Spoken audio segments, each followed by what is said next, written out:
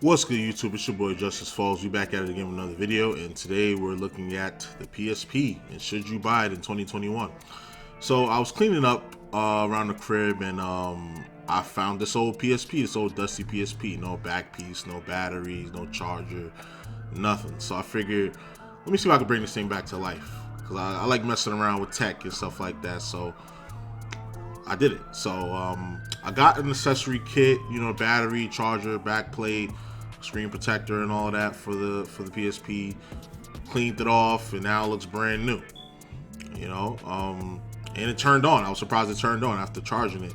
So you can see here, I'm going through the menus and stuff while it's charging. Everything looks fine. So after that, I put a sleeve on it. Put a nice little sleeve on it. This came with the accessory pack, as I said. Looks pretty. You get what you pay for. I wasn't really trying to spend a lot of money on this little project. So next, I got an HDMI cable that allows you to hook your PSP up via HDMI, obviously. So this is what it looks like through my TV. Better quality than I thought, to be honest with you. I ended up putting some custom firmware on here so that I can be able to move, there you go, as you can see, so I can be able to move some games over from disc straight to the SD, straight to the memory stick card. So here you're gonna see a bunch of games that I had in my possession that I put on here. Some games you can get, well, really you can get a bunch of games through other means, but I'm not here to discuss those means in this video. So it's not that kind of video. So all I would say is, if you do get a PSP, if you could find one for a decent price, try to go for the custom firmware. Go for a custom firmware. That one that I showed you was the best one you can get. And if you have some old UMDs laying around like I did, there's a process that you can use so you can extract the ISO and add it on straight directly to the memory card. So you don't even have to put the disc in. That's why I got that sleeve, because I don't even have to put the disc in. I can just load it straight from the memory card. So that's a luxury that we have today, just by regular means. So that just goes to show you how old this system is, because we had the community had to go and hack it so that you could be able to have features like this. Except if you're downloading stuff off the PlayStation Store, which I wasn't able to log into, unfortunately. But I didn't expect to be able to log into it, because I'm pretty sure they shut down the PSP Store a long time ago. So, I wasn't expecting to be able to go in there and download stuff. You could even do it with PlayStation games, as you saw. You saw Metal Gear Solid, Dino Crisis 2, because the PSP had a PlayStation emulator inside of it, so it could run PSP games. So actually, I got a multitude of games. I ended up buying the 64 gigabyte memory stick duo. So that's how I was able to fill these games in there. And as you saw in the beginning, I had like 6,000 megabytes left, and I was using that to save the game, because I could have bought more games, but I figured, like, let me just leave some room so that I could save all of these games, because I am going to be playing them. And if you see anything here that you like, that you haven't seen in a while, that you want to see me play, definitely comment in the comment section. After you like and subscribe, of course, comment in the comment section. Let me know, if you want to see me play any of these games you see here. Or I'll see if I can get my hands on any games that you guys request. So I loaded up Orochi just so you can see the screen, but that gameplay was kind of boring, so I just kind of cut it out. So here you see Tekken. So at certain points in certain games, it does stutter a little bit, but the overall quality is pretty dope. Like I like how the overall quality of the games came out. Obviously, you see it's in the standard resolution. So it's not as I could have stretched out the image, but it looked weird. So I just kind of left it like this. This is the best resolution you can get, and it's I left it in its native resolution. So I think everything ran smoothly. I felt like I was right at home. You know, the only downside I would say with the PSP would be that one analog stick. You'll see in the next game what I'm talking about. When you're playing like shooters and action games, you have to use the face buttons to move the camera. You control your character with the left stick and you use the face buttons to move the camera. That's not a problem for me because I've played a bunch of shooters. I played all of the Siphon Filter games on there, which I'm surprised I didn't download here. I think I still have it on disc, that's why. Yeah, I played all the Siphon Filter games, and those games really is a true testament to how to play a shooter on the original PSP. You know, I had a blast playing that. I ran through all of the games, and they would have you use the face buttons to move the camera as well. And you could but it wasn't no auto aim. It was just a bigger reticle box. Like, and if you aim it within the box, it'll hit the enemy. So it doesn't like auto aim for you like it does here. But I can understand why they did that, because you know this is more like a blockbuster game. They want everybody to play it, so they made it really easy to shoot. You know, because this is Resistance. This is Resistance Liberation. So it's a part of the Resistance franchise. So back then they was really trying to jack Resistance as the super duper Call of Duty killer, you know, and that ended up not happening. But it was still a good game franchise. So yeah, so far all of these games I've played, I got a few more games on here that's gonna come across the screen. Everything's running smoothly. Like I said, there was a little bit of a stutter, you know, in some of the games, but you know, it wasn't really nothing that was like game breaking for me. You know, everything usually ran smooth as I was playing. So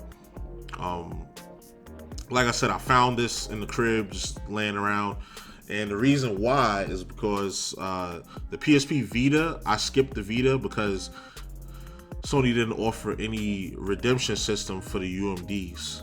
So if you remember, you know, they had those small discs. It was like half the size of a GameCube disc, and it was inside of a case. You had to slip it in the back of the PlayStation, of the PSP. I have a bunch of those, as you can see. It took me a long time to copy all of those games over, but Sony didn't offer any system to where you could either get your money back or you could transfer the games over with using a download code or just get some sort of Sony credit, you know, because it would have been hard. I guess they did that because it would have been hard for them to verify who's doing who had what. You know, you could always like manipulate the system like that. But at that time in my life, I was pretty upset about that. So I just didn't buy it. And then all of the PSP Vita games that I would have probably played, I feel like I have them already, or I just didn't really care, care to like seek it out. I have Gravity Rush 1 and 2, which is probably the best games on the PSP, and that Drake's Uncharted game, that's probably the only game that I don't really have access to. So I've been thinking about getting the PSP Vita and doing a similar video to this because of the two analog sticks and the better resolution. And I think they had like an OLED screen on one of them, so, and it's like 720p. So I think I might indulge in that. So if you want me to, you can comment and let me know. So yeah, this is Midnight Club, one of my favorite games. I think that this is one of the better games that was out during the PlayStation era, during this PlayStation 2 run of dominance. During the PlayStation 2 run, this is probably one of the best games on the console, and and it translated well to PSP. Like, the environments pretty much look the same, the cars handle the same, the cars look good, and the graphics are decent. So but yeah, I was really salty about that PSP Vita situation, so I just didn't get it. But I might, if you guys want me to, let me know. So next up, we got God of War. That's gonna be coming up in a few seconds. So anything God of War, I love it. I still haven't beat the one that came out in like 2018 or 2017, whatever year that was. I got to get around to finishing that.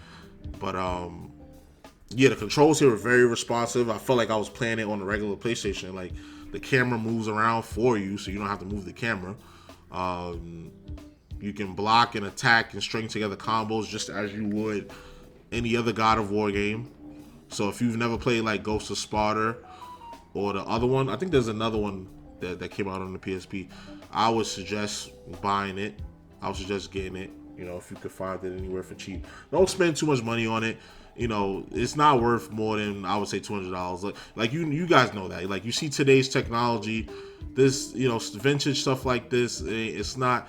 I would say it's not really worth what people charge for it. I understand the nostalgia and the low supply, but don't go out spending hundreds of dollars on like 10, 15, 20, 30-year-old consoles. I think that's just silly, but that's another